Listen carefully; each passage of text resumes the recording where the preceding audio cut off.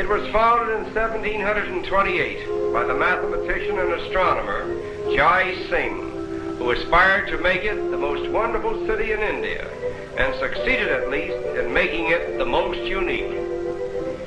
This main street is over 100 feet in width and about 2 miles in length, running in a straight line. In addition to being purely oriental in its atmosphere, Jaipur is one of the cleanest and most prosperous cities in India. The buildings are all painted in one uniform color, a rose pink, which reflects a soft and fascinating light. The shops run along both sides of the street, each being a single cell in a continuous arcade. The roofs seem to provide a habitation for goats, and more particularly for monkeys, who skip about from window to window, helping themselves to anything and everything that suits their fancy. Perhaps there is no place in the world where birds and beasts live in closer proximity with mankind than they do here in Jaipur. The reason for this may be due to the fact that the Jain religion, a more orthodox branch of Hinduism which thrives here, prohibits the injuring or killing of anything that lives in flesh. The adherents of this religion, numbering about 1 million of India's population, would not so much as lift a finger to brush a fly or an insect from their baby's eyes.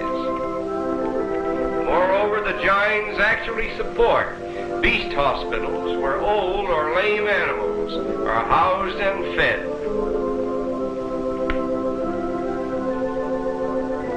These little tick birds, however, are not so religious, for their diet consists of the ticks and insects which inhabit the skins of dumb beasts. It is remarkable to note how little fear the animals and birds seem to have of each other, or of the human life that moves about them. Aside from the extremes of religious fanaticism, this kindness to dumb animals seems to reflect itself upon the people of Jaipur, for they are of a contented and peaceful nature, living in a sort of bovine resignation to life as it chooses to deal with them and all that lives around them.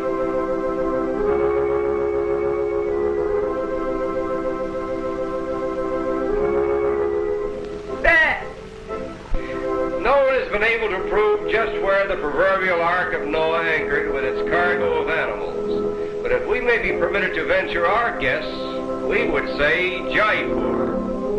For nowhere else in the world have we seen so many different types of animals mingling so freely with mankind.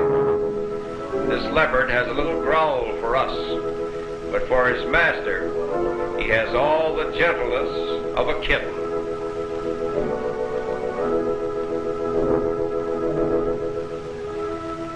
On the road to Amber, the former capital of Jaipur, we are reminded of the facetious remark, "When better bullock carts are built, India will build them." And now we arrive at the deserted city of Amber, where we will go for a ride on the Maharaja's elephant.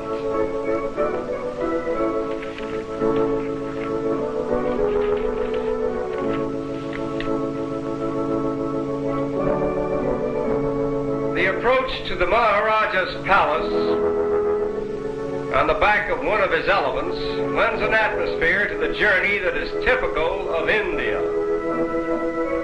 Our route takes us along one of the oldest roads in the world, leading from Jaipur through Amber and on to Delhi, a road over which has passed in sumptuous procession through centuries of time Mughal emperors, Maharajas, princes, dancing girls, and countless other phantoms of Oriental splendor, only to be supplanted in this day by groups of curious tourists from lands that were undiscovered when Amber was at the zenith of its power and glory.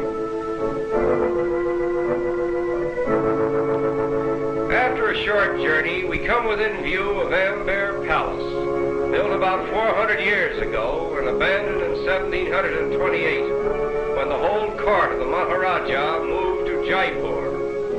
There are several of these deserted palaces throughout India, which were built at enormous cost and and then suddenly abandoned by the whim of an extravagant ruler who apparently enjoyed the thrill of building new palaces and new cities.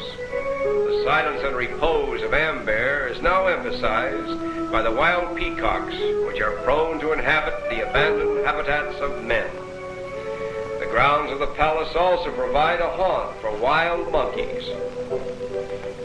It seems strange that with his uncanny resemblance to man, the monkey should have found almost no use in connection with human life, save to satisfy curiosity and to provide certain bits of information in man's search for the so-called missing link. Look closely and you will see an occasional baby monkey clinging to its mother. It is said that the attachment of the mother monkey to her young has no parallel in the whole animal kingdom, for only the death of the mother can possibly separate her from her baby. She brings into existence only one baby at a time, and like human babies, it is in a condition of utter helplessness for almost a year. Less fortunate than the wild monkeys of India are the ones that are caught by fakirs and trained with infinite patience for the amusement of the people. The Indian fakir, with his little animal circus, provides entertainment for the native Indian, even as the motion picture theaters provide entertainment for the masses in other countries.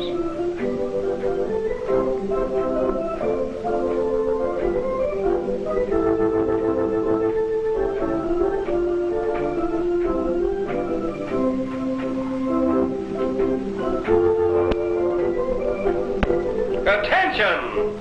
The camel cart of His Highness, the Maharaja of Jaipur. Whoa!